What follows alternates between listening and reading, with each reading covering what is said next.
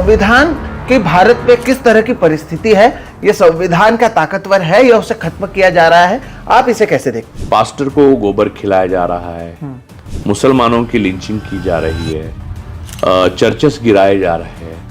इतना ही नहीं कि हमारे साथ ना आना, यानी रेजिम के साथ, चाहे वो मोदी सरकार हो या शाह सरकार हो, उनके साथ ना होने का मतलब ये है कि आप इस देश के दुश्मन। ऑपरेशन सिंदूर में एक्चुअली हुआ का किसको मालूम, और आपने वॉर रोका क्यों?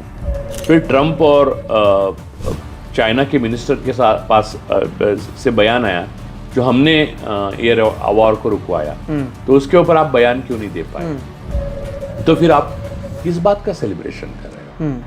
अब वो शास्त्री है ना, वो धीरेन्द्र शास्त्री, वो क्या है, बागेश्वर वाला, वो फर्जी बाबा जो है एक नंबर का। अक्सर में ऐसे लोगों को जेल में होना चाहिए, क्योंकि उसने कितनी बार कम्युनल हार्मनी को बिगाड़ने वाले वक्तव्य किए हैं। उनके सामने सेना की टुकड़ी संदेश से आएंगे गाना गा रही, और ये वो बाबा है जो और सेना की टुकड़ी यूनिफॉर्म में है, ताकि उनको भेजा गया है विदाउट एन ऑर्डर। वो कोई भी टुकड़ी सेना की ऐसी मूर्ख नहीं होते सेना के हमारे सैनिक की, ऐसे कहीं जगह जाए तो उनकी नौकरी और पूरी उनकी करियर पे आंच आ सकती है। तो आज हमें लगा कि ये बात करनी चाहिए कि जब हम संविधान की बात करते हैं तो आज के इस देश में संविधान का क्या अर्थ है।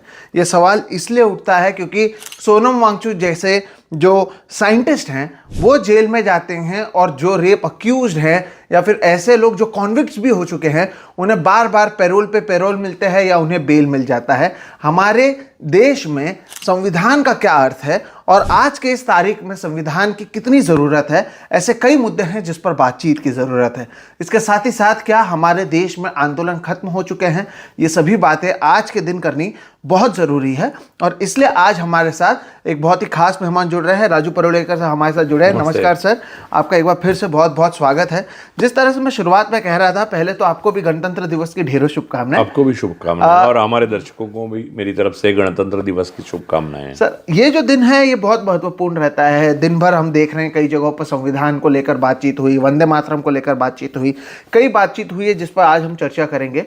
शुरुआत इसी से मैं करना चाहता हूँ सर, कि जब हम कहते हैं कि संविधान बहुत महत्वपूर्ण है, आज का दिन उसी के लिए मनाया जाता है, रिपब्लिक ऑफ इंडिया कहा जाता है, और जब आप 2026 में इसे देखते हैं, संविधान कि भारत में किस तरह की परिस्थिति है, ये संविधान का ताकतवर है या उसे खत्म किया जा रहा है, आप इसे कैसे देखते हैं? मैं अलग से देखना नहीं चाहता। जो लोग देख रहे हैं, जो देश देख रहा है, वही मैं देख रहा हूँ। SIR नाम की एक पूरी तरह से अनकॉन्स्टिट्यूशनल, असंवैधानिक चीज़ चुनाव आयोग ने थोपी है लोगों के ऊपर। उसके माध्यम से ये सरकार जो भाजपा की है, वो भारत के नागरिकों के खिलाफ एक तरफा जंग छेड़ी हुई है। आपको पता होगा कि आसाम में बंगाली स्पीकिंग जो मुस्लिम्स हैं, उनको बांग्लादेशी करके डरा रहे हैं। स्थिति सबसे पुराने और सबसे बड़े लोकतंत्र में अलग नहीं है दुनिया के, लेकिन उसका भी जिक्र बीच में करेंगे हम लोग, उस संदर्भ आएगा तब। SIR जो है वो पूरी तरह से आप अपनी नागरिकता ही खो सकते हैं।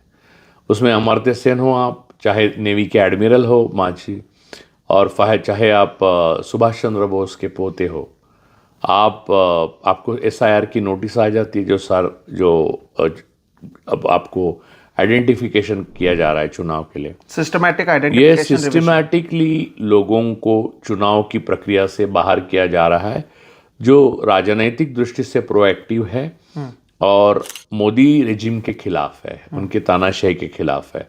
उनको बाहर 240 पे रुकने के बाद उन्होंने तय किया, क्योंकि विपक्ष में कुछ दम तो है नहीं, और विपक्ष में मैं तो देख ही नहीं रहा हूँ। एक ममता बनर्जी छोड़े तो कोई सर उठा के बात करने की क्षमता रखता है, और दूसरी बात भी करे तो उसको जेल में डाला जाता है। तो उसके पीछे लोग खड़े रहने के लिए जो नैतिक ताकत चाहिए, जो गांधी जी के पास थी, वो किसी के पास आज दिख नहीं रही है। तो कुल मिला के राहुल गांधी जी के पास है, लेकिन राहुल गांधी, मुझे नहीं लगता है कि जितनी उनको पर्याप्त बात करनी चाहिए लोगों के हक और अधिकारों के लिए उतना वो कर नहीं रहे। एक बात को कंसिस्टेंटली आगे ले जाना उनके पार्टी के बस में नहीं लग रहा है मुझे। वो बात करते हो आगे पार्टी को ले जाने, पार्टी कुछ बात नहीं करती फिर। खैर ये सारे जो है हम मुद्दे जो हमारे सामने आ गए हैं, जिनकी वजह से एक ये SIR का मुद्दा एक है। दूसरा मुद्दा आपके देश में एक नई कौम तैयार हो रही है अलग सी, उसका नाम है सेकंड सिटीजन्स। पास्टर को गोबर खिलाया जा रहा है, मुसलमानों की लिंचिंग की जा रही है, चर्चेस गिराए जा रहे हैं। इतना ही नहीं कि हमारे साथ ना आना, यानी रेजिम के साथ, चाहे वो मोदी सरकार हो या शाह सरकार हो, उनके साथ ना होने का मतलब ये है कि आप इस देश के दुश्मन हो, देश के द्रोही हो, ऐसा सिखाया जा रहा है। और आप देख रहे हैं कि मणिकर्णिका घाट से लेकर शंकराचार्यों तक क्या हाल है। तो हिंदू वाकई खतरे में भी है, लेकिन मुसलमान बहुत ज्यादा खतरे में है। दलित का उत्पीड़न चरम पे पहुंच गया है।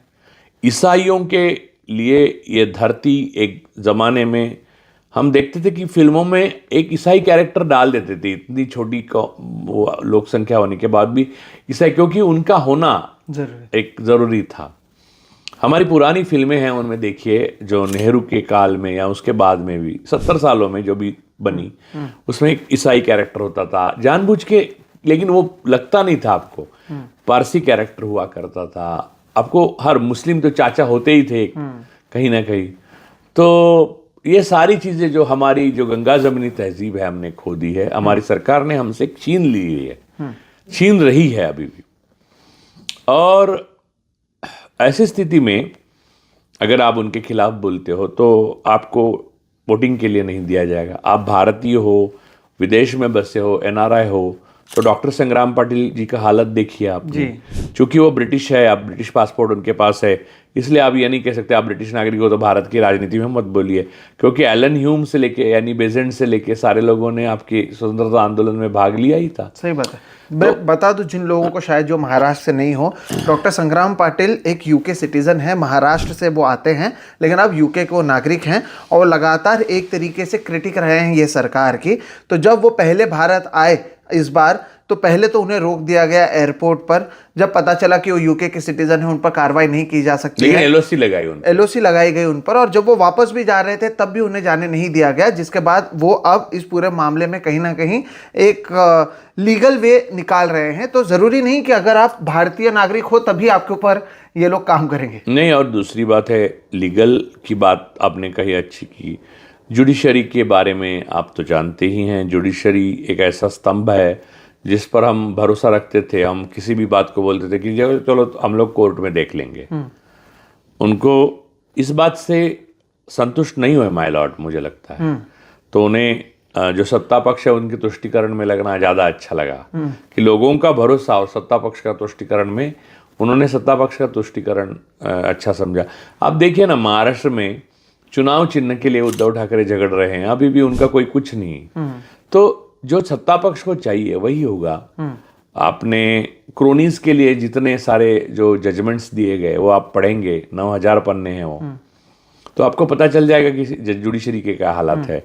और जजेस विश्व हिंदू परिषद के मंच पे जाते हैं, मीडिया की बड़ी बड़ी आपकी स्टार एंकर्स जाती है।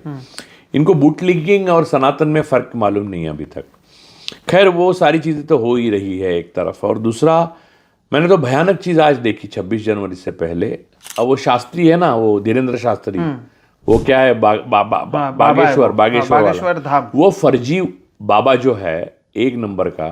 अक्सर में ऐसे लोगों को जेल में होना चाहिए, क्योंकि उसने कितनी बार कम्युनल हार्मनी को बिगाड़ने वाले वक्तव्य किए हैं। उनके सामने सेना की टुकड़ी संदेश से आएंगे गाना गा रही है, और ये वो बाबा है जो जिसने और सेना की टुकड़ी यूनिफॉर्म में है, ताकि उनको भेजा गया है विदाउट एन ऑर्डर। वो कोई भी टुकड़ी सेना की ऐसी मूर्ख नहीं होते सेना के हमारे सैनिक की, ऐसे कहीं जगह जाए तो उनकी नौकरी और पूरी उनकी करियर पे आंच आ सकती है। उनके बॉसेस ने, उनके मास्टर्स ने बोला होगा कि जाओ उधर, तो क्या ही रहा उनका गरिमा। सेना हम एक तो राजनीति में, धर्म में और फर्जीवाड़े में कभी दखल नहीं लेती थी देश के अंदर ही अंदरूनी। ये तो खुलेआम देश की विटंबना हो रही है। और रही बात सत्ता पक्ष की, वो बाकी ये सारी चीज़ों के लिए वही करता धरता है, ऊपर से वो वंदे मातरम का बवाल करके हमारा ध्यान हटाना चाहता है। आधे टाइम तो एक तो वंदे मातरम भाजपा में बहुत कम लोगों को पूरा कंठस्थ होगा, और दूसरी बात आधे टाइम में लोकसभा और जब बहस हुई थी तब आधे लोगों ने वंदे भारत कहा था, वंदे मातरम को। ऐसी उनकी शिक्षा की स्थिति है, इनके सर्टिफिकेट्स तो जगह पे नहीं है, लेकिन वंदे मातरम जिस चीज के लिए आप लड़ रहे हो, यानी झूठ मूठ क्या, यानी आप दूसरों का ध्यान बटाने के लिए, वो भी आपको मालूम नहीं कि है क्या। तो खैर वो बंकिम चंद्र ने किस हालत में लिखी। बंकिम चंद्र मुलाजिम थे अंग्रेज सरकार के, वो डर गए। बाद में उन्होंने अंग्रेजों के खिलाफ नहीं, वो मुसलमानों के खिलाफ दिखाई, जबकि मुसलमान आज़ादी की लड़ाई में कंधे को कंधा मिला करता, वो पार्टीशन वगैरह नहीं हुआ था, जीना वीना नहीं थे, तो कंधे से कंधे मिलाकर लड़ रहे थे।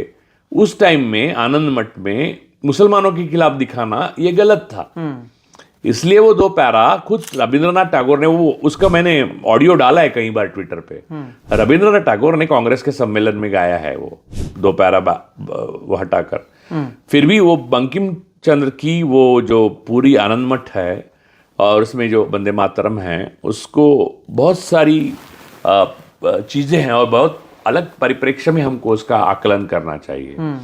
ना बीजेपी जैसे, लोढ़ा जैसे कहते हैं ना महाराष्ट्र में कि king Edward memorial, KEM hospital है, उसमें से एडवर्ड निकाल दो, और खुद का ट्रम्प टावर उन्होंने खड़ा करके रखा है। ये लोढ़ा ल्यूनेसी है। तो ये ऐसे लोग इन्होंने यानी ये लोग जानबूझ के करते हैं, क्योंकि शीर्षस्थ नेतृत्व जो है वो वही करता है, तो उसको अच्छा तब लगता है। अब देखो उसमें सेना को भी शामिल कर लिया। अब से ऑपरेशन सिंदूर का जो 26 जनवरी का जो करेंगे, ऑपरेशन सिंदूर में एक्चुअली हुआ का किसको मालूम, और आपने वॉर रोका क्यों? फिर ट्रंप और चाइना के मिनिस्टर के पास से बयान आया जो हमने ये वॉर को रुकवाया, तो उसके ऊपर आप बयान क्यों नहीं दे पाए? तो फिर आप किस बात का सेलिब्रेशन कर रहे हो?